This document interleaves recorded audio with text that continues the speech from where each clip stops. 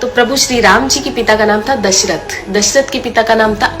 अज के पिता का नाम था नाभाग, नाभाग के पिता का नाम था ययाति, ययाति के पिता का नाम था नहुष, नहुष के पिता का नाम था अम्बऋषि, अम्बऋषि के पिता का नाम था प्रशुश्रुक, प्रशुश्रुक के पिता का नाम था मरु, तो मरु के पिता का नाम था शिग्रक, शिग्रक के पिता का नाम था अग्निवर्ण, अग्निवर्ण के पिता का नाम था सुदर्शन, सुदर्शन के पिता का नाम था शंखन, शंखन के पिता का नाम था प्रवड्ड, प्रवड्ड के पिता का नाम था अंशुमन, अंशुमन के पिता का नाम था दिलीप,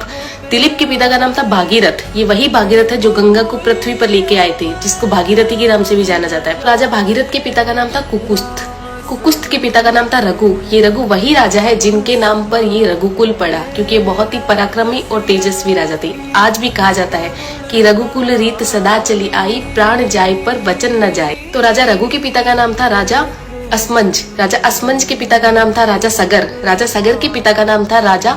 असित, राजा असित के पिता का नाम था राजा भरत, राजा भरत के पिता का नाम था ध्रुव संधि, राजा ध्रुव संधि के पिता का नाम था राजा सुसंधि, राजा सुसंधि के पिता का नाम था राजा मानधाता, मानधाता के पिता का नाम था युवानाश्री, युवानाश्री के पिता का नाम था दुंदुमार, दुंदुमार के पिता का नाम था त्रिशंकु, राजा त्रिशंकु के पिता का नाम था राजा पृथु, राजा पृथु के पिता का नाम था अनरण्य, अनरण्य के पिता का नाम था राजा बाण, राजा बाण के पिता का नाम था विवस्वान, राजा विवस्वान के पिता का नाम था राजा मनु, राजा मनु के पिता का नाम था